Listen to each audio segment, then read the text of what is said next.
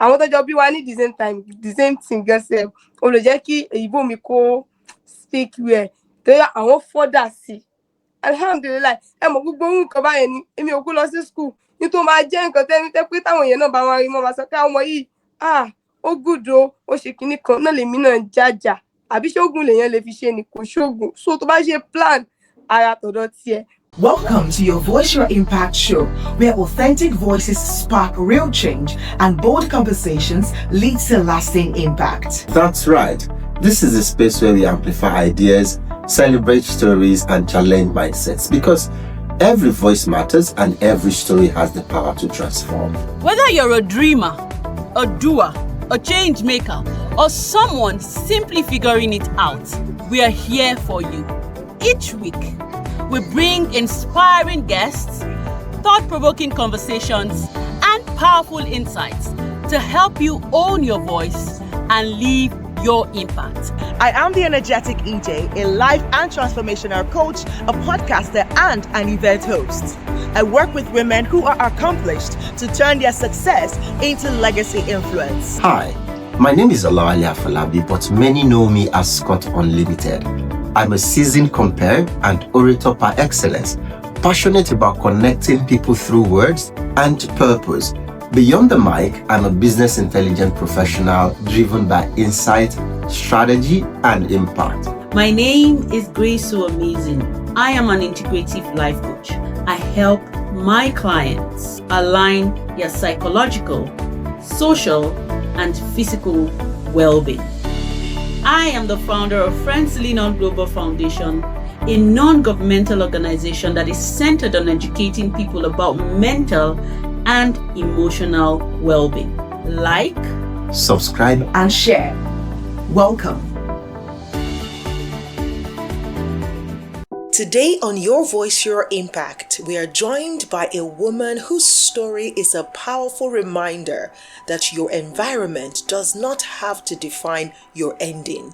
You are watching Olafimihan Fatimah Ayomide, a creative force who chose courage over limitation. Born into a polygamous family with a father devoted to religious discipline and a mother who once worked as a hairdresser, her path was never going to be easy. In a home where the only approved pursuit was memorizing the Quran, her desire to learn a skill to become a fashion designer was met with resistance. But something within her refused to be silenced. What followed was not just defiance but determination, a fight for identity, a fight for purpose. And today, she stands on the other side of that journey, not just as someone who made it through, but as someone using her voice to inspire others who feel that same pull towards their calling. This is a story of resilience, conviction, and the courage to choose your path, even when it's not the expected one. Yes, welcome to this episode, and I'm super excited, to be talking to Tima on today's show. Now, Tima is here, and we watched our video. Our video went viral, but we watched it and we were so impressed. And I had to look for her we had to look for her and reach out to her on TikTok to say, we need to talk to you. Like, it's not like transformational fashion like that does not already exist, but we just love the excellence with which she did it, right? And in the environment that she did it. When I saw the video, I was so captivated by the video that it was towards the end, that I noticed that, oh my, it's not even a runway. It's on grass, so that all this, wonderful thing is happening. And I'm like, you know what? She's so determined. We need to hear our story, how she got here and all of that. And we kind of have a little bit of that, that she started, she learned the work for about 3 years, and she's been on her own for about 5 years. So 8 years on this journey, and this is where she has been. So today we will be, going between English and Yoruba because she's more comfortable in responding in Yoruba. So we're going to go there. So please have your eyes on the screen to look at the subtitle. We'll do our best to give you the best subtitle. All right. So thank you for joining us. All right. Tima. So Tima is Fatima, all right? But Tima's stitches lórúkọ business one. Auntie Fatima, báwo ni iṣẹ́ wà pa? Dáadáa ni mà. Ó wà pa mà. Bẹ̀lẹ́. How are you feeling? Báwo lẹ Yes, ṣe ma. feel? Àṣẹ wàá bí báyìí nsìn. Inú mi dùn gan ni o torí mo expect ẹ mo ò ṣerú nǹkan báyìí rí. Mo ò ṣe rí rárá àtọ̀. Inú mi dùn gan ni o. I'm so happy.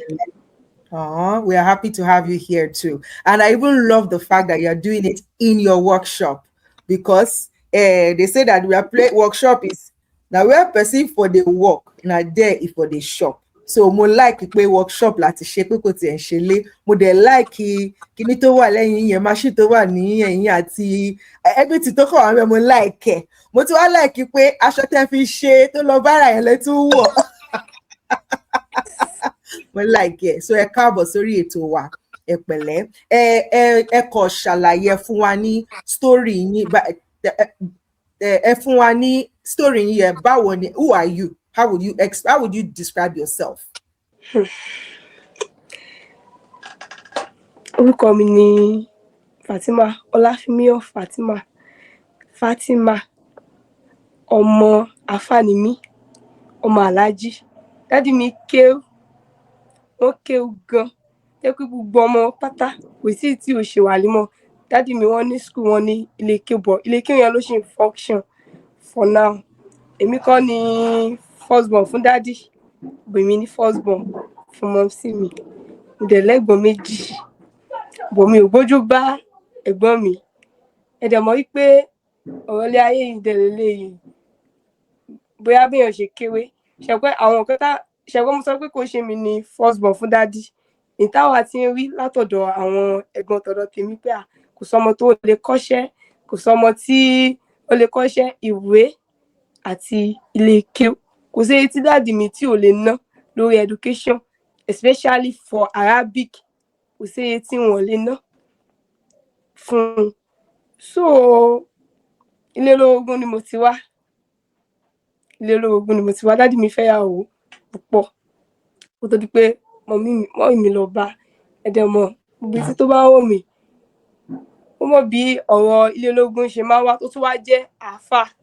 Dádì mi àwọn tó bá tún ní ọmọlé kí ó tán gbà mọ́ra. Dádì mi dẹ̀ léléyìí. Wọn ò ṣe ẹnìkan tẹ́ pé wọ́n máa fọmọ kẹ́ ọmọ. Wọ́n máa tún kẹ́ ọmọ ọlọ́mọ tán bá mú wá. Wọ́n tún máa kẹjọ ọmọ wọn lọ. Wọ́n ń ṣe báyìí lórí kankan nínú wa. Bọ̀ dádì mi láìkí láti jẹ́ kó ọmọ lọ sí school. Ṣé mọ̀ pé ìyàwó náà dẹ̀ léléyìí náà. Ó máa ti mọ̀ pé school ni ọmọ mi máa fẹ́ lọ o. Kìíní kan. I'm number 2 tẹ́gbó lọ kọ́ṣẹ́ nínú ọmọ dádì. Ẹ̀gbọ́n mi tó jẹ́ ọmọ ìyàwó dádì mi makeup ló ń ṣe. Makeup òun ni ó ń ṣe nítọ̀dọ̀ tiẹ̀. Èmi ni mo kọ́ fashion design. Ìyá dẹ̀ jẹ́ mọ́mísì mi. Kò sí nǹkan tí mọ́mísì mi ò tà tán. Ó possible tí mọ́mísì mi náà máa wò mí bí mo ṣe ń wà tí mo ṣe ń sọ̀rọ̀ yìí. Abiyamọ tòótọ́. Ìyá mi Àṣàbí. Kò sókòwò náà tí àmì tí ò lè ṣe. So mọ́mísì mi kò síṣẹ́ tán lè ṣe. Hairdresser ni mọ́mísì mi fẹ́ ni mọ́mísì mi. Kó tó di pé wọ́n fẹ́ dádì mi. So ṣé o pé ẹni tó bá ti fẹ́ bojú tó bá fẹ́ àáfàá tó bá yẹ kó sì jẹ́ tailor ni ó sì lè máa continue business ẹ̀. Torí nígbà yẹn tí a ṣe gbọ́ àwọn tó bá fẹ́ àáfàá ìsídà kan tẹ̀kọ́ àbí kan ta nylon nǹkan tán gbúdọ̀ ṣe nìyẹn. Mọ́mísì mi dẹ̀ big shop mi ì bá o bọ̀bọ́ ṣe máa ń sọ àti táwọn parents wọn náà ṣe máa ń sọ wípé big shop àwọn ní ọmọọṣẹ́ 21 ìgbà táwọn fẹ́ dádì mi wọn àláwọ̀ láti máa ṣe hairdresser wọn máa cover orí. Ẹ dẹ̀ mọ̀ pé nígbà yẹn náà ta ni ó dà nǹkan bójú tó lóun fẹ́ lọ ẹni tó cover ojú tó lóun fẹ́ lọ ṣe iṣẹ́ ní ọ̀dọ̀ wọn. So gbogbo nǹkan báyẹn mọ́mísì mi ta plantain kókóró alágbàdo gbogbo nǹkan. So èmi tí mo dẹ̀ jẹ́ ọmọ obìnrin torí àti ọkùnrin àti obìnrin nínú wa a máa ń tẹ̀lé dádì jáde.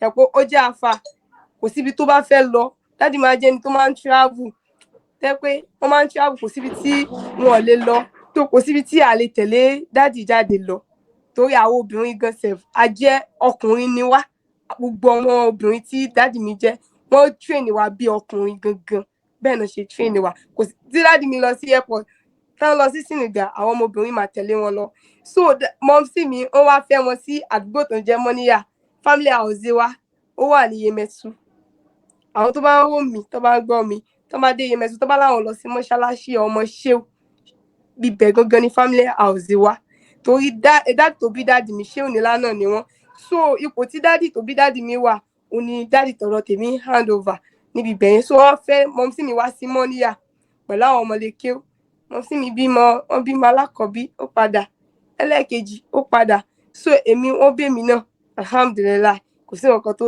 tó ṣe èmi so mọ́mísì mi ò lè allow èmi mo lọ fún bẹ́ẹ̀ mo tẹ̀lé dádì mi náà jáde fún bóyá bíi 10 years ṣá ìgbà tí mo wá fẹ́ wọ secondary school wọ́n á ní kí n wá kí n dó sí pẹ̀lú mọ́mísì mi pẹ̀lú agídí pẹ̀lú tìjà kó fẹ́ jẹ́ kọ́mọ́ kéwòn ni mo ṣáà padà dó sí ọ̀dọ̀ mọ́mísì mi ìgbà tí mo fẹ́ bọ́ sí JS1 mo lọ sí school Akọ́mọdé secondary school ní Mọ́níyà ibẹ̀ ni mo lọ mọ́mísì mi ló ṣe ètò gbogbo bí mo ṣe lọ mo wà JS1 tí bá dé láti school mo máa kiri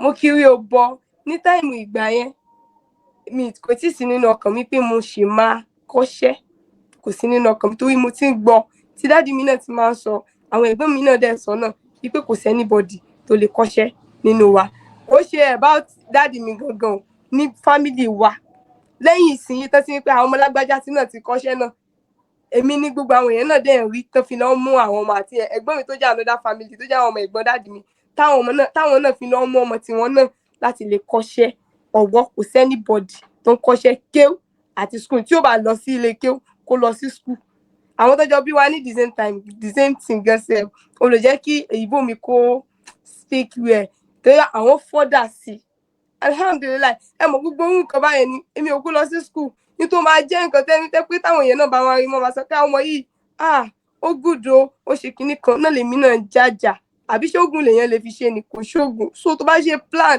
ara tọ̀dọ̀ tiẹ̀ mo bá wọn sí mi kiri kòkòrò alágbàdo chinchin gbogbo ìgbà yẹn mo wà ní 12 years ni mo wà nígbà yẹn mo máa tẹ̀lé àǹtí tó ń kiri láìlọ́n so ẹ tó bá fẹ́ àfà wọ́n máa ti understand nǹkan tí mo sọ dé pé ilé olórogún tó tún níyàwó tó pọ̀ ọmọ tó bá ti lè bí kan tó ti dàgbà wá gbọ́jà lé lórí ni o àwọn parents mọ́mísì mi wọ́n sì wà òkè bọ́lá yí pé mọ́mísì mi wọ́n ní àwọn òtẹ́lẹ̀ Sheikh Ibrahim ipe dádì mi ló jẹ́ káwọn ọmọ àwọn tó ń jẹ́ àwọn wòlíì Sheikh Ibrahim Sheikh Tijani wọ́n sọ pé dádì mi ló jẹ́ káwọn ọmọ àwọn tó ń jẹ́ bẹ́ẹ̀ so ìròyìn àwọn bàbá yẹn ni mọ́mísì mi náà fi jẹ́ ẹni tó jẹ́ ilé olówó ó sì wà calm sílé tálíkà àwọn fámìlì gan wọn ò ní fẹ́ wá sí ọ̀dọ̀ ẹ̀ wọn ò ní fẹ́ ṣe wọ́n ní àánú máa kiri lọ sí Bódìjà máa ta plantain ìgbà tó tún ya tún kò lórí business yẹn mọ́mísì mi tún bímọ wọn bímọ mi àwọn kan máa ṣe bùkátà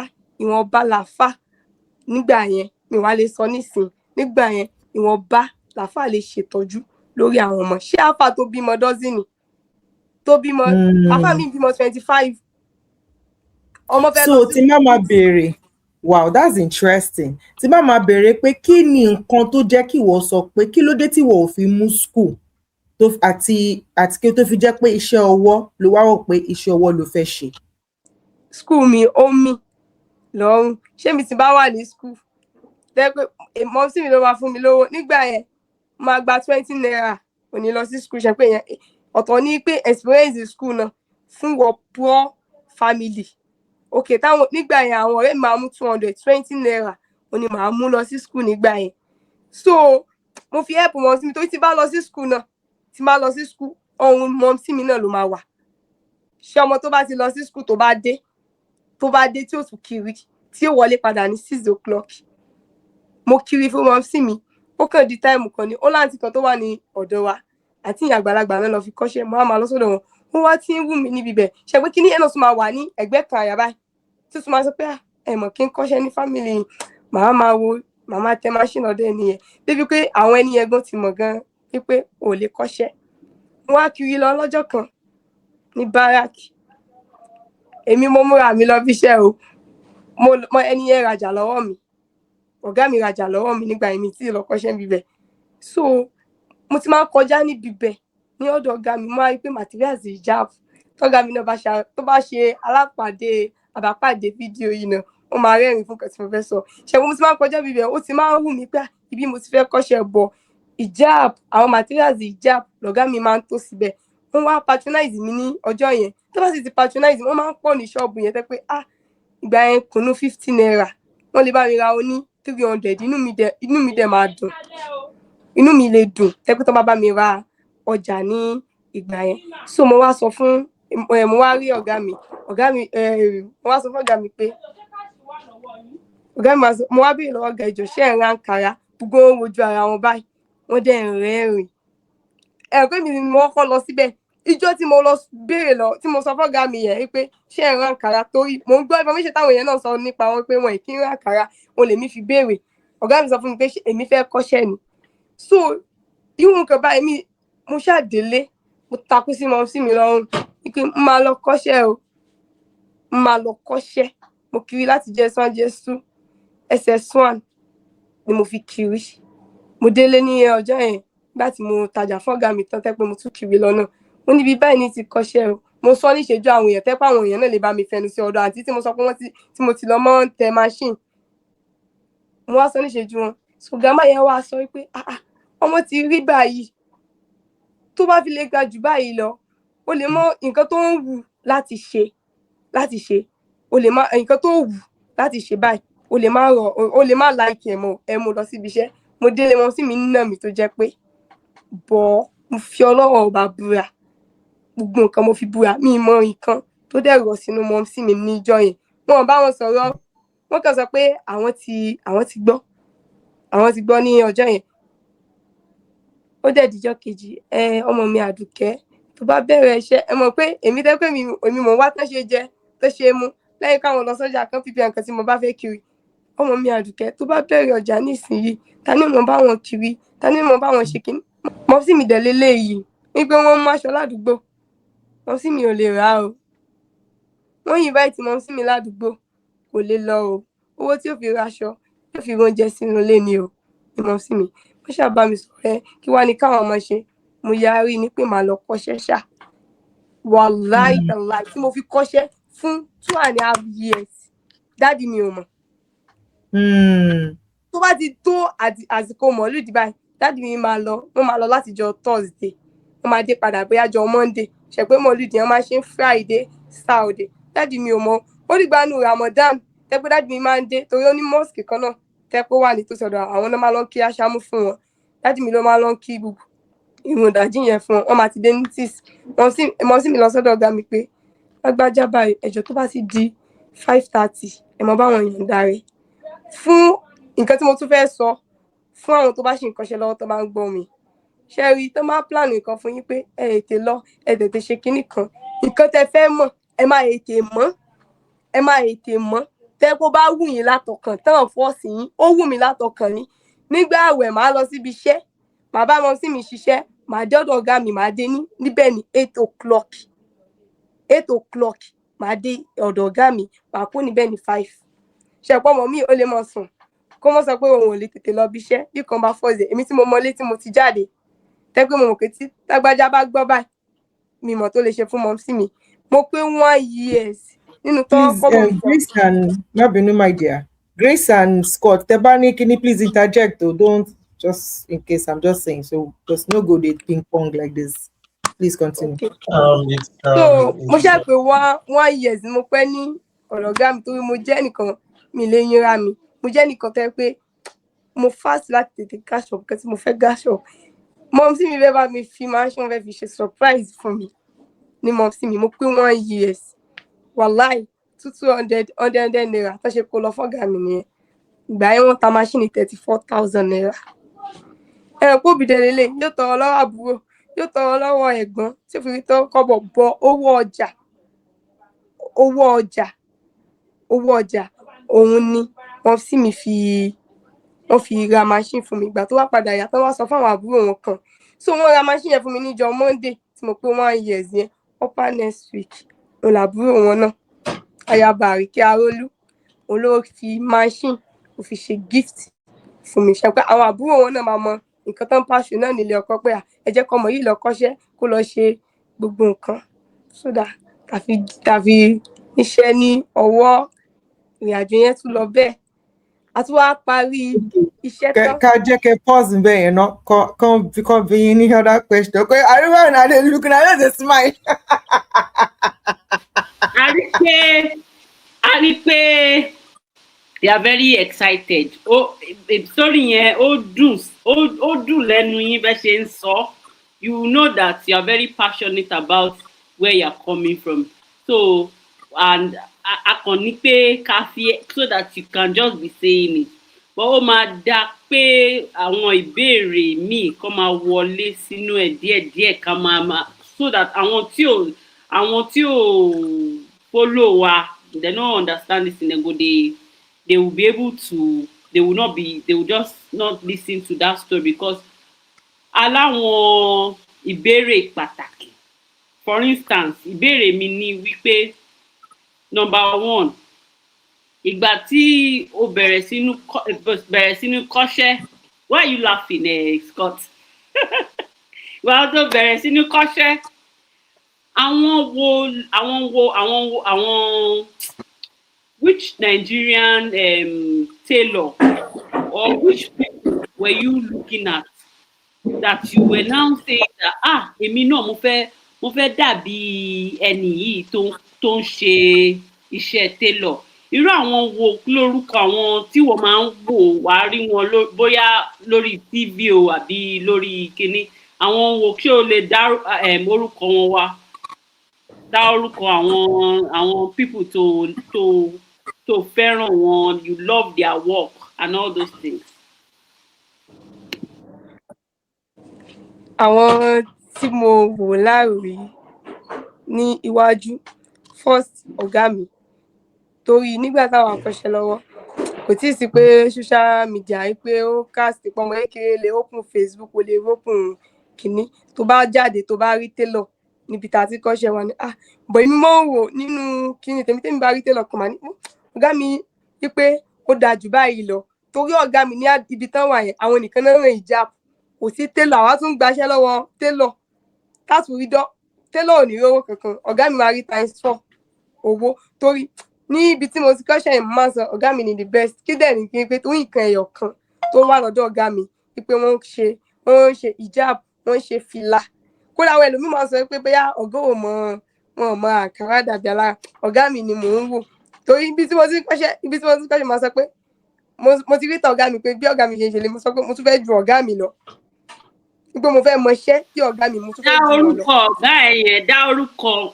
ká tiẹ̀ káwọn èèyàn kan lè kí lórúkọ ọmọ Àrẹ̀mú Rukayat Animal Shaun màmá Mariam màmá Àdùfẹ́ lọ̀gá mi. Okay, níbi tá a bá dé yìí èmi máa sọ èdè abínibí tèmi náà torí bá a ṣe ń bá lọ látẹ̀ǹkan èmi náà rí i pé èdè Ìbàdàn ni ó dá kí n sọ ń bí báyìí ní ìsìn so I've thrown Grace Amazing away. Anyways, well, there's a large part of Tima's story that resonates very well with me on different levels. And ìdí tó ṣe resonate pẹ̀lú mi ni pé, number one, I am also from Ibadan, and I may not have grown up there, but the few years in my early age where I lived there, I can clearly, visibly see, the reality of what Tima was trying to describe in our story. Because I also come from a Muslim background, like my foundation. So I know the whole struggle of the family dynamics in that, and the whole environmental challenges that could come with being someone that has determination, or perhaps let me say that has a big dream, you know. Torí Niru story tí màá yìí nísìnyí, you can see that àwọn nǹkan kan wà tí ó dàbí kan ní okay bíbí tán máa bí èèyàn life tí ń lead èèyàn ní 2-0, you know. So bí life ṣe ti wá ń lead èèyàn níbi 2-0 yẹn sì kéèyàn náà wá pera ẹ̀ pé tọ̀ wọ́n ti bí mi o, èmi náà ti decide pé màá túnra mi bí o, and ìgbé ayé tèmi dẹ̀ fẹ́ lélẹ̀ irú èèyàn tí mo fẹ́ dì lélẹ̀, you know. And that's this is something that this is something that makes this conversation today very important to have, because there are so many people tí wọ́n wà ní stage tí màá wà ń gbà yẹn tó dẹ̀ jẹ́ wípé wọ́n lérò wípé bóyá ọjọ́ kan èmi náà lè rí kànṣe kan, ṣùgbọ́n tí wọ́n mọ ọ̀nà tí wọ́n lè gbégbà àbí tí wọ́n tiẹ̀ nígbàgbọ́ pé possible, you understand. However, Yorùbá máa ń sọ pé inú ìkòkò dúdú lẹ̀kọ funfun ti ń jáde, and Tima here today is an example of such realities. Now, my question for Tima would be that now we have seen that, okay, you had a strong support system in your mom and your own personal determination. Oye yín kan tí mo mean àbí ẹ ti ní what's the word now? Ẹ ti ní alátìlẹ́yìn tó dúró gbọ̀ngbọ̀n in your mom and your your own personal determination. So ṣé ẹ̀yin kàn wò pé bí nǹkan ṣe rí ní ilé wa yìí, mo fẹ́ tún ṣe, mo fẹ́ kí ìrìn àjò tèmi yàtọ̀, ni ló push yín sí ìrìn àjò mo fẹ́ ṣe tailoring and all these things, or ẹ kàn pé wo ọgbọ́n ọmọdé wo jẹ́ àti ẹ kàn máa ṣe nǹkan kan, you know, ẹ sọ fún wa nípa ibẹ̀ yẹn díẹ̀. Ọmọ pé mo ti sọ síwájú náà pé èmi fẹ́ tún family ṣe ni, èmi number 2 tèmi máa kọ́ṣẹ́, èmi làwọn yòókù mi rí nínú àwọn family dáàdì mi táwọn náà fi mọ ọmọ lọ sí ibi iṣẹ́. Àwọn tó ti mọ ọmọ lọ sí school gan, wọ́n ti ń padà mú wọn lọ ibi iṣẹ́. Tí mi ṣe kàwé yìí ó ń dùn mí o, torí family wa pọ̀, Olafimihan family ó pọ̀, odidi ìdílé kan ni.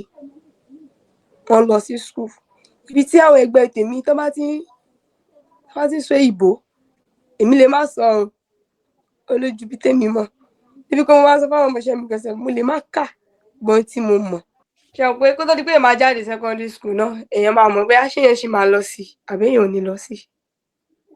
Mo mọ̀ pé wọ́n yìí kọ́ṣẹ́ lọ́dọ̀ family tọ̀dọ̀ tèmi, bọ̀ mo máa ní reason tí èèyàn bá kọ́ṣẹ́ tó bá padà fi jẹ́ nǹkan, wọ́n sọ pé ṣe báwọn sọ pé kò mọ̀ kọ́ṣẹ́, àwọn yòókù ẹ̀ tán lọ sí school ṣe kinní kan dá wípé ogboyún kò lè jẹ́ kó kọ́ṣẹ́ rẹ pé tó yẹ bá fi 2 years kalẹ̀ síbi tó ti ń kọ́ṣẹ́, tó bá ti lè lóyún, tó bá bímọ tó wà padà síbẹ̀.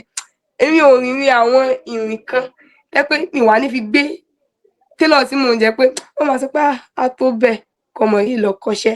Ṣé o pé àwọn èèyàn má padà rí gèènì ọ̀rọ̀ gèènì lára èèyàn. So èmi ò fẹ́ràn nǹkan báyẹn rárá nítọ̀dọ̀ tèmi. Ó tó tẹ̀mí ìgbà tí mò ń kọ́ṣẹ́ bóyá wọ́n ti ń gbé rúmọ̀sì fún dádì mi, wọ́n sọ fún wọn pé hello tí ó máa lọ sí ilé kéw, wípé máa kó lọ́dọ̀ tiwọn, máa lọ sí another place. Mo sì bí mo ṣe rìn lọ́dọ̀ ọ̀gá mi o, mi ì pa ṣọ́ọ̀bù jẹ.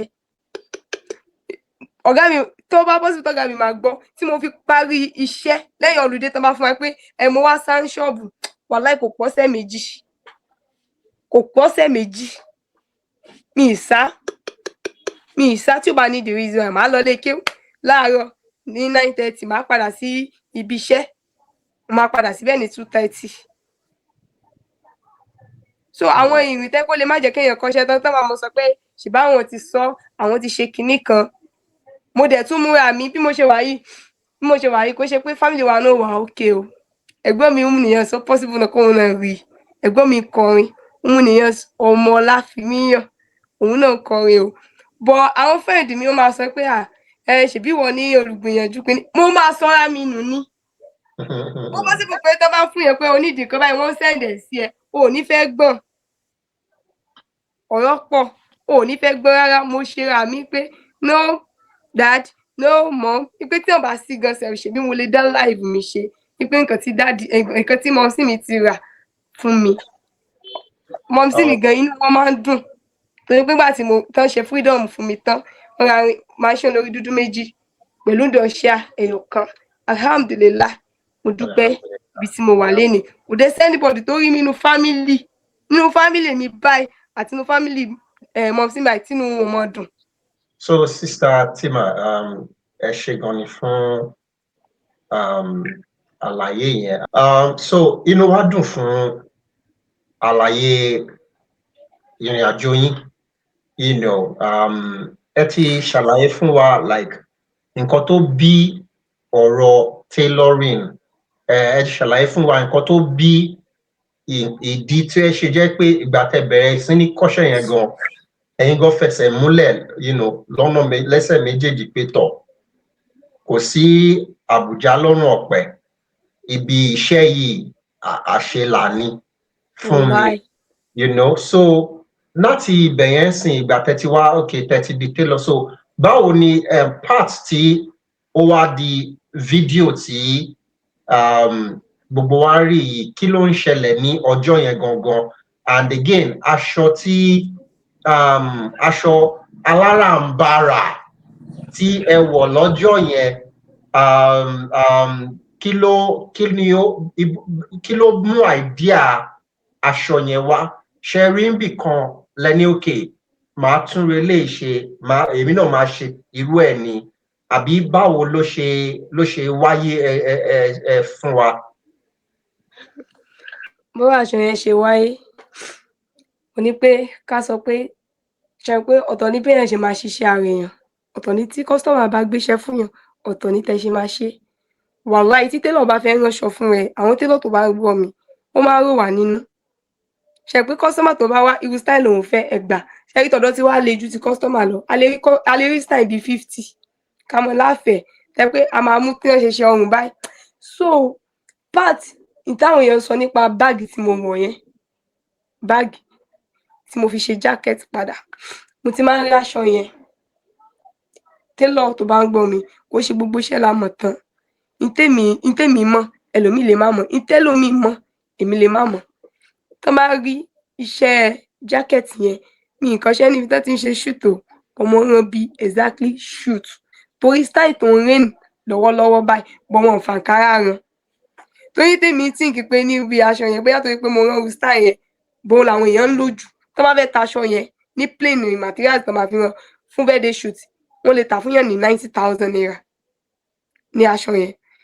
But ntèmi náà ṣe rí mo ní pé mo gbọ́dọ̀ rán nǹkan tó máa unique tó máa make sense. Kò ṣe alákọ̀ọ́kọ́ mi nìyí tí màá kọ́kọ́ ṣe. Mo ti ṣe alákọ̀ọ́kọ́, ẹlẹ́ẹ̀kejì, this is the 3rd time tí màá ṣe. Ìgbà tí mo dẹ̀ ń wò ní zone wa tẹ́lẹ̀tẹ́lẹ̀ wọ́n máa ń gbé aṣọ fún wa tó ti jẹ́ pé àwọn àgbẹ̀gẹ́ la fẹ́ ṣe nǹkan wọn ò lè gbé aṣọ fún àwọn tá a bá fẹ́ ṣe fashion party. Èmi tẹ̀ kọ́kọ́ rojú owó náà torí mo sọ kọ́kọ́ máa ní kán máa gbé 6 bọ́kàn kan máa sọ pé kíní yìí ò lè tó ẹ. Ó sì wà lórí torí tí wọ́n fẹ́ ránṣọ màá ṣe voice note fúnra mi lè type ẹ̀. Màá ṣe voice note pé báyìí mo ṣe fẹ́ ṣe irú nǹkan báyìí o, báyìí ni màá ṣe irú nǹkan báyìí. Màá lo bóyá bí 2.5 fún skirt, jacket tí mo fẹ́ ṣe màá lo 2, skirt kékeré tó máa wọ́n bẹ́ẹ̀, jumpsuit tí máa wọ́n bẹ́ẹ̀. Mo ṣáà list ẹ̀ jọ síbẹ̀ tó fi pé 12 ṣẹpẹ́ tí mo bá yẹn ó wá kù tẹ̀ ṣe máa gbé kalẹ̀. So kí ni ìnáwó ọjọ́ yẹn gangan ẹ ti. Now? Kí ni ìnáwó ọjọ́ yẹn gangan tí ọjọ́ tí ẹ ṣe. A ṣe 1 years anniversary ní zone ọ̀dọ̀ wa ní Abiola. Okay, so that was first anniversary tàwọn akọ̀ ṣe torí wọ́n ti pín àwa tailor sí zone by zone. so àwa máa kọ́kọ́ ṣe tọ̀dọ̀ tiwa pé a pé 1 year tá bá ti ṣe gbogbogbò tí orí stadium tá mọ́ lọ sí gbogbo Akínyẹlé gbogbo Ìbàdàn pátá fashion design wọ́n máa pàdé ní orí stadium tá lọ máa ń lò after then ní kálukú máa ṣe tọ̀dọ̀ wọn ní ẹyọ kọ̀ọ̀kan so àwọn ò ráyè ṣe tọ̀dọ̀ tiwa bóyá bíi last year yẹn tó àwọn èèyàn kù ti ṣe nítorí ká ṣe last year àráyè ṣe ní year yìí torí à ń dáwọ́ àti gbogbo nǹkan. so torí àwọn èèyàn tí wọn wà familiar pẹ̀lú bí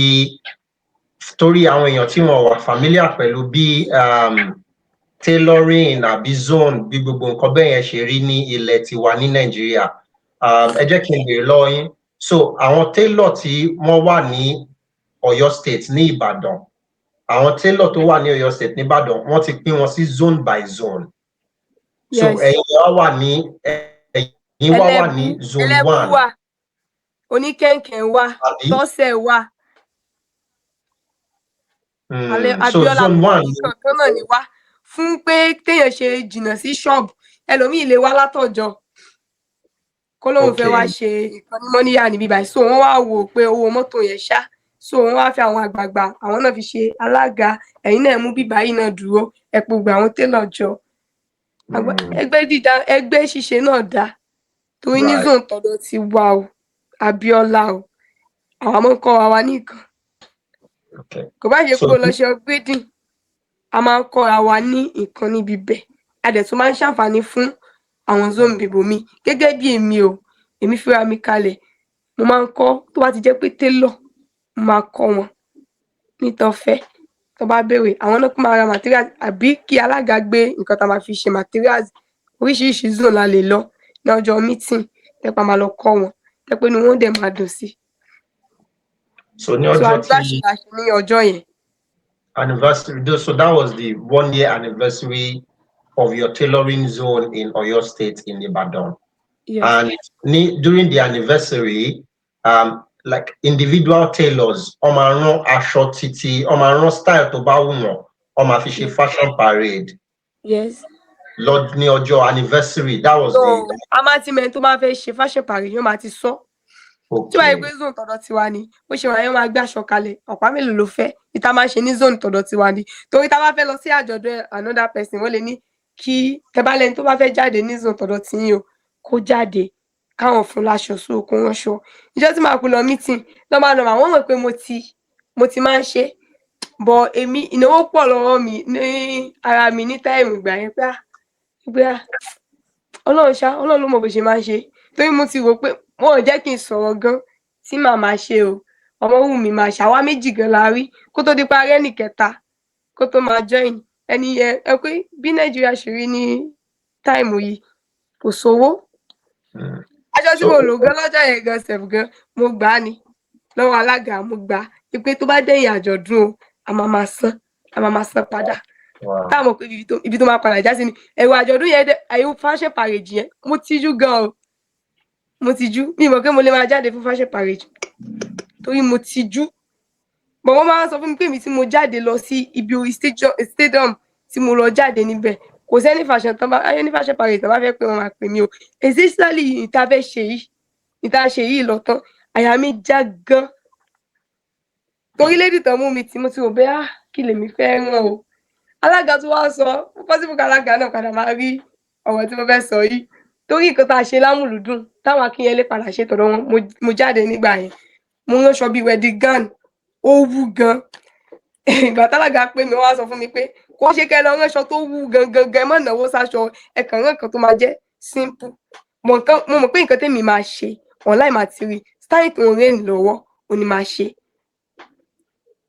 o lè mi máa ṣe nítọ̀dọ̀ tèmi àyà mi dẹ́ jà ibi báwo mo ṣe fẹ́ ṣe ẹ mọ̀ kí ẹ mọ̀ pé ẹni yìí ó gùdù jẹ yẹn lọ bọ̀ àánú wọ́lá àánú ni èmi gan kọ́ mo post fídíò tó lọ gan kò ṣe mi mo post ẹ̀ bọ̀ tọ́lọ́ bá sọ pé òun ṣe tán fẹ́ dà kò sí kankan tẹ́lẹ̀ bọ̀dì lè ṣe sí o ó tún fẹ́ mú mi nígbà tí wọ́n pè mí pé ẹ̀yin oní fashion parade ẹ jáde o wọ́n wà àyà mi dẹ̀ ń jáká wípé àbáwọn mo ṣe fẹ́ ṣe kíní kan bọ̀ ó tún wá mú mi láyò pé tíṣẹ́ owó ẹ̀ bá ti confam jẹ́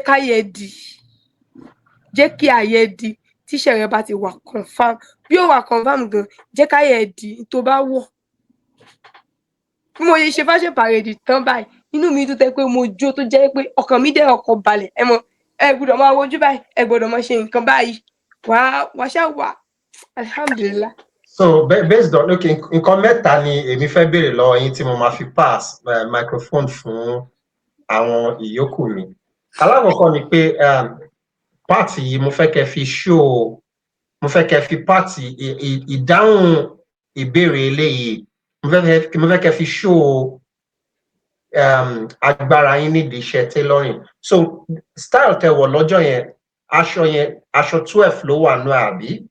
Yes. So how long lẹ fi rán gbogbo style yẹn tẹ́ fi tó gbogbo ẹ̀ papọ̀ tí kan fi ń wọnú ìkan, and ọ̀pá mélòó aṣọ lẹ lò tẹ́ fi ṣe kinní yẹn? Then one thing that is very important, ṣé ẹ sketch ẹ ni àbí ẹ kàn ní lórí ẹ̀dẹ̀ kan rán káwọn èèyàn fi mọ bẹ́ ṣe lágbára tó mo ṣe bẹ̀rẹ̀. Aṣọ yẹn iṣẹ́ pọ̀ lọ́wọ́ mi ẹ̀wọ́n kékeré tó ń sọ fún wa already tó máa lọ àwọn tí ń dájọ́ yẹn fún wa wọ́n dẹ́ pẹ̀ kan tó mú aṣọ ní zone ọ̀dọ̀ wa 3 days. Kódà àwọn ọmọọṣẹ́ mi gan wà nígbà yẹn àwọn 3 la wà ní ṣọ́ọ̀bù àwọn ọmọọṣẹ́ tó dẹ̀ tún wà lọ́dọ̀ mi wọn ò gúdù tó ju kán tẹ gèlè lọ fún àmì mo parí gbogbo nǹkan yẹn pátá. Bẹ́ẹ̀ ni 3 days ni mo fi parí ẹ̀ tí mo fi ṣe gbogbo nǹkan lẹ́yìn pé mo á wọ̀ máa sọ pé báwo ni èwo ni kí n fi kún lọ́wọ́ àwọn ọmọọṣẹ́ mi ni pé báwo ni kí n ṣe kí n ṣe báyìí ṣé kí n ṣe kinní kan àyà mi tún máa jábọ̀ nǹkan tó yẹ káyà mi tún já ó ní ìtí mo kọ́kọ́ ṣe ní stadium yẹn ṣẹ̀pọ̀ máa fà àgùdọ̀ máa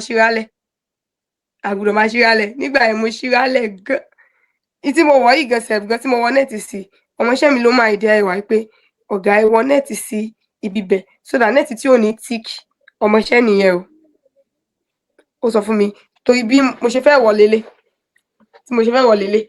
bọ̀ aya tèmi máa jábọ̀ àwọn nǹkan tó súnmọ́ sọ pé ṣe bí iṣẹ́ ọwọ́ ẹ ni iṣẹ́ télọ̀ dẹ̀ lélẹ̀ wọ́n ní tó bá mọ̀ ọ́n òní kò wọ́n sọ́wọ́ ẹ̀ kò sáṣọ tí mò ń rán o tí màá rán kò sí tẹgbẹ́ wá sọ̀dọ̀ tí mò ń rán gbogbo ẹ̀ bó ṣe aṣọ olóṣó ni bó ṣe aṣọ alájà ni à ń rán gbogbo ẹ̀ nítọ̀dọ̀ tiwa bọ̀ mi ì lè ṣíra tọ̀dọ̀ tèmi kalẹ̀ òun ni jumpsuit mi mo lo 2 yard skirt A-line tí mo rán mo lo 2 yard náà fún òun náà aṣọ tí mo tọ́nù padà sí bèbí yẹn tí mo tọ́nù padà sí báàgì 2 yard náà ni mo fi gé òun náà so gèlè tí mo wé yẹn ọ̀pá kan àbọ̀ so ó ní fi ogun wàláì tàláì kí má parọ́ ẹ béèrè question kan wípé ṣé mo máa skirt bí tí mo ti kọ́ṣẹ́ drawing paper bọ́ iṣẹ́ tó ti di iṣẹ́ ọ̀làjú yìí ṣàpé TikTok dẹ̀ ti di pé anything tí ò bá yẹ ò lè béèrè tó bá dẹ̀ wọ́n tutorial lórí TikTok àbí lórí WhatsApp àbórí YouTube ò lè mọ gbogbo ẹ̀ tán o wàláì ò lè mọ gbogbo ẹ̀ tán torí àwọn tó máa ń ṣe fídíò yẹn gan wọ́n máa ń yọ ìkankan kúrò níbẹ̀ bóyá ibi tí fídíò yẹn ti fẹ́ end wọ́n máa yọ kúrò níbẹ̀ bóyá Sunday ta ló tán inú máa jẹ́ Sunday 3 owó síbi tí máa padà post ọ̀rọ̀ yìí náà sí orí WhatsApp mi àwọn tán rí tán sọ fún mi pé ṣé tí màá ti lọ upgrade ni mi lọ upgrade níbi kankan o mò ń rí iṣẹ́ ní TikTok èmi gangan ọ̀gá mo wá sí ṣọ́ọ̀bù ọ̀dọ̀ mi níjọ́ Sunday màá kó pé màá wá sí ṣọ́ọ̀bù ọ̀dọ̀ mi so èmi náà máa ń practice láti ṣe àwọn bọ̀stíà tán máa ń kọ́ fi paper bọ̀stíà tí mo máa ń gé tẹ́lẹ̀ mi kí n lo paper bọ̀ mo wá sí ṣọ́ọ̀bù lọ́jọ́ Sunday mo wá ń practice Sunday ẹlẹ́ẹ̀kejì náà mo fi ṣe fashion parade kalẹ̀ mo ń practice pé iṣẹ́ yẹn gangan ìpè mí náà mo fẹ́ iṣẹ́ tán rẹ́ni ní sítẹ́pọ̀ tó bá tí mo ṣe kọjú aṣọ yẹn báyìí síta òun ló ṣe fáwọn èèyàn tó mọ̀ sí níbí báyìí ẹni tó bá fẹ́ ṣe ewé ó máa lọ grade ni mo dẹ̀ ti lọ mi ti lọ grade rárá mi ti lọ grade iṣẹ́ mi tó owó tí mo gbọ́ bọ́ grade gan káwọn kan máa sọ pé 700,000 500,000 owó tó máa tún fi ra practice gan wàláì tàláì ó tún yàtọ̀ wàláì nísìnyí ní ìpàdé pé mo ṣe fashion parade mo jáde school fashion kan ó jáde pé òun fún mi ní scholarship lẹ́yìn pé kí n mọ owó tí màá fi gba certificate tẹ́ bá ṣe practice àtàwọn nǹkan tí màá fi ṣe practice náà òun làwa a dẹ̀ máa bẹ̀rẹ̀ ní May 27 lọ́sọ̀pá máa bẹ̀rẹ̀. lórí kinní náà ni wọ́n comment lórí post mi náà ni. Ó kàn jẹ́ wípé àbẹ́ni yìí ń ṣàwàdà àgbà tó gba nọ́mbà mi tó di pé ó ṣàlàyé àwọn kankan fún mi, ó sọ pé báyìí ni màá ṣe ṣe nítòsí ọ̀dọ̀ wa náà ni. So mo wá kulẹ̀ ti jẹ́ káwọn èèyàn mọ̀ báyìí mo ti post sí WhatsApp, ọmọ mi ti post sí TikTok wípé èmi ń lọ fún upgrading, èmi ti kọ́ wípé congratulations to me. Tí o bá fẹ́ lọ ṣe upgrading wàá ná owó tó lè fi kọ́lé tán ni wàá fi náà bọ́. Tó bá fi lè ṣe upgrading tó yẹ kó bá ń gbaṣẹ́ ní 2,000 tẹ́lẹ̀, ó lè gba 55,000 naira. Tó upgrading yẹn náà ẹ sọ pé nígbà tí mo ń kọ́ṣẹ́ lọ, ìgbà tí mo wà lásìkò ọ̀gá báyìí, tèmi náà wọ orí TikTok tí mo rí gbogbo ẹ̀, a lot of fashion school. But ẹni tí mo máa ń wò jù BB Stitches ni mò ń wò jù. Tèmi náà wò pé torí plan mi gan báyìí gan èmi gan mo fẹ́ dá fashion school kalẹ̀. Ó ní plan mi báyìí pé mo náà fẹ́ dá fashion school kalẹ̀. Okay, so I want to find out from you. Tó bá tiẹ̀ àti ẹ̀ fẹ́ mọ̀ torí àwọn tí ò lè sọ Yorùbá tó bá ti fẹ́ béèrè at least pidgin tó bá tiẹ̀ jẹ́ pidgin ló lè sọ mo fẹ́ kó o lo pidgin ní ìbéèrè tí mo fẹ́ béèrè nísìnyí. Tó o bá jẹ́ tailor kí ni nǹkan míì tó wà lọ́kàn ẹ pé if no be say na tailor I do na this one I for do. Kí ni nǹkan tó o bá ṣe tó o bá jẹ́ tailor? Nothing except tailor. If my daddy no agree I should go and learn, my mommy she not take me to go and learn tailor, maybe I will be eleya. I will cover my face. I will not do any work at all. It's only eleya I will do. I will cover my face because my mommy cover her face. And I will marry Alaji or Afa. So let me ask you, this fashion that you are into now, if somebody should come and the person should tell you that, I want to take you to America, I want to do this, I want to train you, I want to do this, what will you say? And are you sure, do you have the ability? Ṣé o lè tó bá ti fún ẹ nǹkan tó tóbi ju nǹkan tó ní lọ, ṣé wàá lè control ẹ̀? Ṣé wàá lágbára láti control ẹ̀? But I will not leave my handwork. So you speak I will not leave my handwork. You will not leave your handwork? I cannot leave my handwork. No, but if the person wants to establish and the person is saying that, okay, you are very creative and we want you to come so that we can create a big school for you, or you say you want the academy, but we'll train you and follow, would you agree? And if you would agree, what would be your condition? Kí làwọn nǹkan tó you go say, this one no, okay, this one no, this one no, yes. The person wants to support my business, Abi? Yes. And you work with them and you be with them and you will be working with them. And they will be paying me. Yes. Pay me money. Yes. I cannot do that though. If they give me 1 million, if me self get collection, Omo, iṣẹ́ tailor yìí, come on over. It's very big money. You can make 100 billion. You're so amazing. You don't know what we are talking about. I cannot do stellies. No, I cannot do stellies. Or they will be paying me maybe 1 million per month. I cannot do it because me self, I'm very hardworking. Correct. Give it to them. Tell them. Yes. Tell them. Nice. I like to work. Clock it. Over to you, EJ. Please let me drop a comment here. Let me drop a comment here because she said something that is quite profound, and I think that is a topic that excuse me, please. That is a part where a lot of conversations needs to be had. In the sense that she mentioned, she said in her response to your question, Grace, so amazing. She said if she had not learned tailoring, she would have been helpless, and our only option would have been to just get married to an alpha and then maybe have to be subjected to covering our face, which it's just a statement. She mentioned it in passing, but I heard something completely different.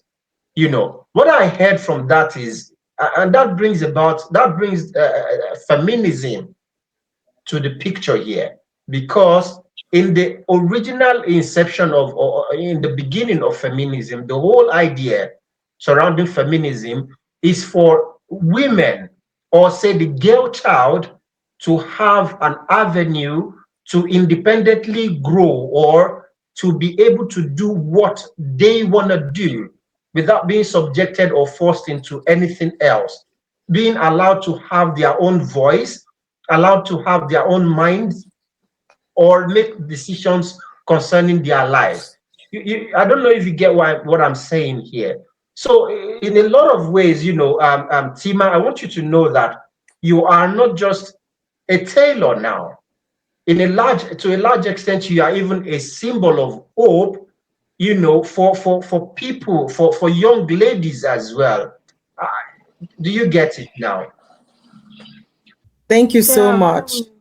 My network today has just been messing with me. I apologize for all the back and forth, but absolutely, thank you for pointing that out, Scott. And I love it. And I think for me, what I hear from that statement that you captured is the power of focus and the power of alignment. Like Tima feels like this is what I'm called to do. And I'm not going to, I know it because, remember that at the beginning of her story, she said she didn't have any inclination to learning work, right? But it's almost as if this path chose her, like it started to beat in her heart, and she knew that, what, this is what I am called to do. And that's why she gave it her all within the time that she learned the work, and was able to learn so fast and to learn different things at the same time, and to dedicate her whole attention. For me, again, I hear the power of focus. Like whatever it is you want to choose to do, if you give it 101%, it's only a matter of time before you will become excellent, and you excel at it, and you become known for it, and you become successful at it. And I love that she has chosen the path, and she's not negotiating with it, and she's not exchanging it for anything else. And that is just a beautiful thing to see. And I think even that clip that we saw that made us feel like, wow, this is, you could see the passion.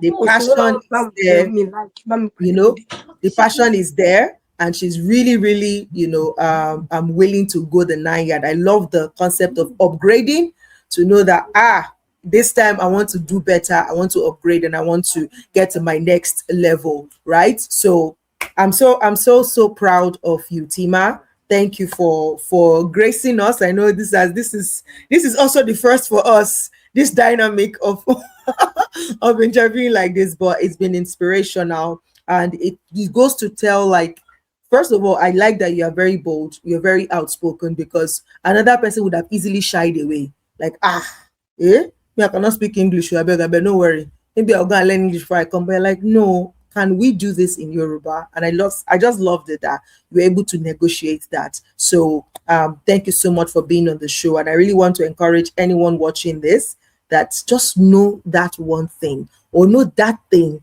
that you're so good at, or that you want to be so good at, and focus on it, like double down on it and give it your all, right? As we begin to wrap up this session, Gracie, do you have any other question, or are we good to wrap it up? Yeah, I don't have a question, but I do have something to say, especially as it pertains to the work that we do at your friends. I mean, at your voice, your impact. What's coming to my head is language is no longer a barrier. You're doing something amazing, and you want the world to hear what you have to say, and you want to share your story. Your language is no longer a barrier. If you get the opportunity to speak to things that can help another person, and you're saying to yourself that, they will laugh at me, I don't know how to speak English, and I'm particularly proud because this is Tiwan Tiwa. So shout out to Tima for doing this and accepting to do this in your own language and dialect. That's all I have to say. Thank you, Gracie. And you know, something that Tima said also was when she mentioned that her not going to school or not continue education is still painful for her. But that's why she's like, you know what? If I didn't get that, you see this one that I'm holding on to, I will be so exceptional at it. Nobody will be able to gain, like nobody will be able to say who is there. And I think isn't that the same thing Oprah said? Like, be so good that nobody is able to like question, like they will see you, they would know that, oh, this person is excellent at this. And I just love it. So again, language is not your barrier. So if you're thinking, oh, it's because you didn't go to school, this is your proof that is not that, is that you've not found that thing that you're designed for or passionate about or dedicated and committed to yet. So look for that thing and just become who God has called you to be. Tima Otolo, what would you want to say to any young woman watching Please, you right before now? Tima rounds up, let me quickly Okay. add Tima.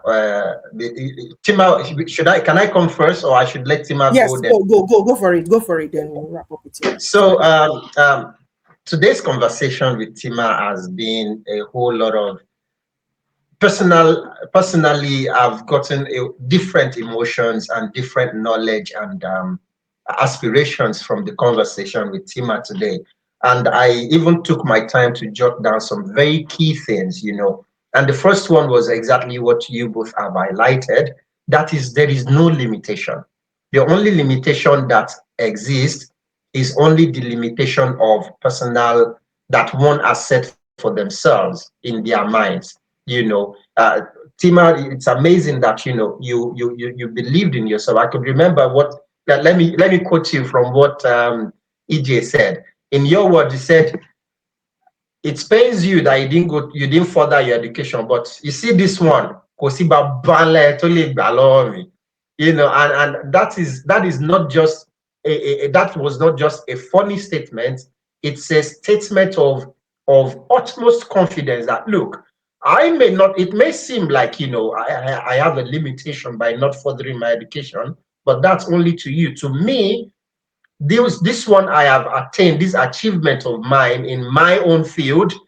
I have also been educated in a certain field, and that field has also made me a master in what I do. Tima, let us add a new name to your name, actually. Your new name will be Tima Stitches, aka Mastercraft Tailoring. You know, anyways, another point is, you know, I'd like to encourage our mothers, our parents, whoever is watching this, to please let us never put ourselves above our children's dreams. Because one of the things that has made Tima become who she is today is the fact that she had one huge support system, which is her mom. Big shout out to all the wonderful mothers out there. Big shout out to all the wonderful parents, mothers and fathers, because me too, I'm a father. So, of course, let me include myself, you know, because like Tima said, if the mom asked her, Tima, tó bá ti ń lọ kọ́ṣẹ́ ńsìn, ta ló máa máa bá mi kiri ọjà? This is literally our major source of income at the moment. So how do we sacrifice that for you to pursue your dream? How do we go about it? But instead of her mom to make the decision of saying, you know what, you know, opportunity costs, we need to make money. The mom made the sacrifice to say, you know what, you go chase your dream, we will be fine. And this goes a lot to, you know, every parent to please, this is on its own a strong message, you know, to every one of us. Another thing is resilience. Tima, I think, I don't know if you will still add this on to your names, but my dear, your resilient spirit, your determination, and on top of it all, your confidence. This is one of the things I learned from you today, and that I want anyone who comes across this conversation to take from it. And Tima, I think you should also implore your students to watch this show, because you know why? You have given a really big masterclass here today. Let me remind you why I said that. On the day of this 1 year anniversary, because of the person you were paired with, you felt like, oh, this person gone, she's very good though. So you were shy. But because of the inbuilt confidence you have developed within yourself, in your words, you said, èèyàn gbọ́dọ̀ jẹ́ kí iṣẹ́ ọwọ́ ẹ̀ kó dá lójú, kéèyàn ní confidence ní iṣẹ́ ọwọ́ ẹ̀. That's it's a small statement from your own, from you when you said it, but it goes far in life, because a lot of people, as a matter of fact, I am one of the victims of such. EJ can testify to that. There are so many people that misses certain opportunities because they didn't get the confidence. Imagine that day, the moment you got scared or you got shy, you said, hey, what about the next year, Mashi? Just imagine. Just imagine if that has happened, boom, none of this would have happened. So with so many opportunities that has come your way and that are still going to come would have gone just like that. Kolonjo koma jeka miss igba orirewa, So having confidence is something that I also want us to take away from this for whoever is watching. And another thing, Tima, so that you can know that you really dropped a lot of nuggets, my dear. Another thing is originality. Originality. Being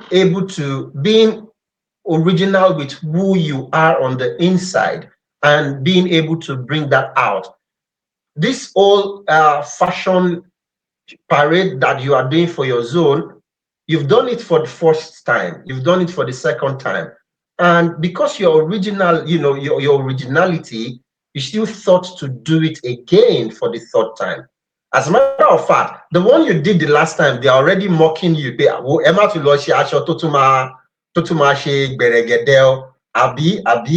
But still, you didn't let that stop you.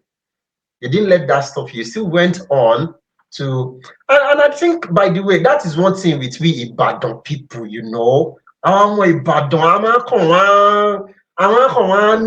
spices, yeah. But anyways, from me to you, Tima, these are all amazing messages and knowledge you've impacted on us today. Thank you so much for coming. Big thumbs up to you and congratulations for this limelight that you have come. And I pray for you. May you continue to go bigger, better, and bigger again. Yeah. Thank you so much, Scott. I really think like you've done all the summary. I don't even need to add anything to it. You captured it all. So thank you so much. We'll just wrap up with T-Mac. Tubani message. Two things. Tubani message from other women that are watching, or young people, and any other person. But yeah, ofe kiwon, ofe dupelo on air. But yeah, this is your time. Go for it. lọ́wọ́ ìyá mi màá tún dúpẹ́ lọ́wọ́ ọ̀gá mi, màá dúpẹ́ lọ́wọ́ dáàdì mi, àwọn ẹ̀gbọ́n mi, àwọn bọ̀dá mi àtàbúrò mi, especially tó bí tẹ̀lé mi. Mo kí o àní gbọ́kọ̀ ara wa. Mo dẹ̀ dúpẹ́ náà lọ́wọ́ ẹ̀yin náà. Mo dẹ̀ dúpẹ́ lọ́wọ́ gbogbo àwọn fans tó yẹ tó post mi gan sef kò mọ̀ pé ibi tí màá dé lélẹ̀ o. Kóhun kan post kóhun fi ní like ni kò mọ̀ pé bó ṣe máa rí lélẹ̀. Ọlọ́run bá mi ṣe dáadáa fún un torí iṣẹ́ kan náà òun la jọ ń ṣe. Mo dẹ̀ kí alága mi ní zone wa Zino àtàlága Túndé, gbogbo wọn pátá ni mo kí látòkè délẹ̀. Mo kí gbogbo ọmọ Olafimihan látòkè délẹ̀, látòrí ibi tó ti bẹ̀rẹ̀ àti ibi tó máa tún parí, torí a ṣe ń pọ̀ lọ ní tọ̀dọ̀ tí à ń pọ̀ lọ ni. Thank you everyone. So Tima, this is the part where you will now say, okay, gbogbo àwọn obìnrin gbogbo àwọn ọmọ kéékèèké obìnrin tó ń wò mí lénìí, tó ń rí ibi tí mo ti dé lénìí yìí, mo fẹ́ kí ẹ má give up on your dreams. Kí gbogbo nǹkan tí ẹ bá ń ṣe, kẹ́ make sure pé tẹ́ pa mọ́, you will just add some kind of advice in this part. Pé gbogbo yín o, ẹ gbájúmọ́ṣẹ́ yín o, can kẹ́dẹ̀ má give up. Just say something in that line to add to what you. Fún ẹ̀yà àǹtí mi, ẹ̀yin àbúrò mi tẹ́ ẹ wò mí, either ẹ wà ní ẹnu kọ́ṣẹ́ lọ́wọ́ àti ẹ ti wà lọ́gàá ara yín, ẹ jẹ́ ká gbájúmọ́ iṣẹ́ ọwọ́ wa. Nígbà pé ẹ ti kọ́ṣẹ́ àbí ẹ ti lọ kọ́ṣẹ́ wípé nísìnyí pé mo ṣẹ̀ṣẹ̀ lọ bẹ̀rẹ̀ iṣẹ́ ni, ìwọ tó bá ń wò mí, ẹ̀yin tẹ́ bá wò pé ẹ ṣẹ̀ṣẹ̀ bẹ̀rẹ̀, kò bá ṣe fashion design, kò bá ṣe tailor, anything tẹ́ bá ń kọ́ lọ, ẹ jẹ́ kó máa wà nínú mind yín pé iṣẹ́ yìí bó ṣe wà lórí mind mi ni pé màá fi jéèyàn, mo máa fi ra mọ́tò o, màá fi kọ́lé, màá dẹ̀ fi lọ́mọ lọ́wọ́, màá fi rán wọn lọ sí school, màá fi ṣe dáadáa fún ìyá àti bàbá mi àtọ̀gá mi. Ẹ jẹ́ kó máa wà lórí ọkàn yín. Ṣé tó bá ti wà lórí ọkàn yín gan, bóyá ẹ bá ní nǹkan tẹ́ fẹ́ rà, wàláhì tó bá ti wà lórí nǹkan nísìnyí, kò sí anybody tó lè bí mi nísìnyí pé tí màá o, nǹkan tó rà yìí owó wo ló fi rà? Owó iṣẹ́ mi ni. Ó lè má jẹ́ tailor, ẹ jẹ́ ká iṣẹ́ rí nǹkan tó máa wà lórí ọkàn yín ni. Kò sí any challenge tẹ́ lè rí, ọ̀gá mi fọ́ mi létí ni àbí ó rẹ̀ mí ni ò jẹ́ kí n lọ sí ibi iṣẹ́. Ẹ jẹ́ kó máa wà nínú mind yín pé àní iṣẹ́ yìí gangan sẹ́, iṣẹ́ tèmi ti kọ́ yìí tí mo ti bẹ̀rẹ̀ tí mò ń ṣe lọ́wọ́ yìí, màá fi ṣe nǹkan gidi tó bá ti wà lórí mind yín. Ẹ dẹ̀ tó bá rò pé ọ̀rẹ́ mi ó ra mọ́tò, ọ̀rẹ́ mi ra fóònù, ọ̀rẹ́ mi ṣe kíní kan báyìí, ṣé rí tẹ́ ọkàn yín bá ti ń pé méjì, tó ti ń pé méjì báyìí, ẹ ní fẹ́ dé òkè. Wàláhì, bí mo ṣe wà yìí, èmi tí màá o, èmi ò rórí olóore kí n bínú sí àsìkò rẹ̀ ni mo mọ̀ pé ayé náà máa congratulate èmi gan very soon. Wàláhì, ẹ jẹ́ kó máa wà lórí mind yín pé ẹni iṣẹ́ kò bá ṣe pé mo lọ ṣiṣẹ́, ó lè má jẹ́ tailor, kò ṣe tailor nìkan ló ń ṣoríire o, kò dé kí n ṣe hairdresser nìkan ló ń ṣoríire. Gbogbo iṣẹ́ téèyàn bá kọ́, shoemaker gan sef, ẹ tó ń ta boutique, ó ń ṣoríire. Níwọ̀n ìgbà tó ti ń sọ pé àní ẹ tó ń ta pure water gan ṣoríire. Àwọn ìyá wa tó ń tẹ ewédú, tó ń tẹ̀fọ́, wọ́n ń kọ́lé nídìí iṣẹ́ ewédú, ẹ̀ máa sọ pé lágbájá mà nìyẹn, ó mọ̀ kọ́lé, kí ló wá ń tà? Ọkàn rẹ̀ tó ti ń sọ pé àní iṣẹ́ yìí màá fi ṣoríire, iṣẹ́ yìí màá fi lọ́mọ lọ́wọ́. Àwa tí ń rán ọmọ lọ school, a ti ń kọ́ ọmọ níṣẹ́, ṣèbí ara nǹkan téèyàn náà plan ni pé mo fẹ́ fi iṣẹ́ yìí dì ní. Tó bá dọjọ́ ọ̀la nísìnyí, tí bá ní fashion school àbí tí bá kọ́lé, mo mọ̀ yí pé iṣẹ́ ọwọ́ mi ló gbé mi débi bẹ́ẹ̀. Ọlọ́run á dẹ̀ máa bùkún iṣẹ́ ọwọ́ yín lọ lágbára Ọlọ́run. Gbogbo nǹkan tẹ́ bá dáwọ́lé ló máa yọrí sí rere. Ọlọ́run tó mú eléyìí ṣẹlẹ̀, tó gbé yín síta ní àsìkò yìí, ó ti mọ̀ pé ó ti ṣe iṣẹ́ tẹ́ ti ṣe sẹ́yìn ló wá ń ṣe ìbùkún ẹ̀ ló wá ń bá yín nísìnyí. Ọlọ́run á dẹ̀ máa continue láti máa ṣí ilẹ̀kùn fún yín. Ṣé ti rí that humility that you have and that joy and that focus that you have, I pray that it will not leave you. You will not now, ẹ mọ̀ pé ẹlòmíì tó bá ti lajú mọ́ báyìí, ó lè wá yíwọ́, kò ní yíwọ́ fún ẹ. Tó ti rí bó ṣe wò pé bó focus yẹn, Ọlọ́run á jẹ́ kó máa focus náà, Ọlọ́run á dẹ̀ máa gbé ẹ dìde. Pẹ̀lẹ́, ó ṣé gan. Thank you so much for being here today. We really enjoyed your session and we want to wish you all the very best. God bless you. Thank you. All right, guys. Yeah, this is where we draw the curtain. We're really going to do our best to subtitle it well. But if not, please just call a Yoruba person around you to interpret it for you. To interpret for you, all right? God bless you all. Till we'll come your way again with another episode on Your Voice, Your Impact. Have a fantastic day. And remember that you have a voice and your voice is meant for impact. So use it wisely. God bless you. Bye-bye.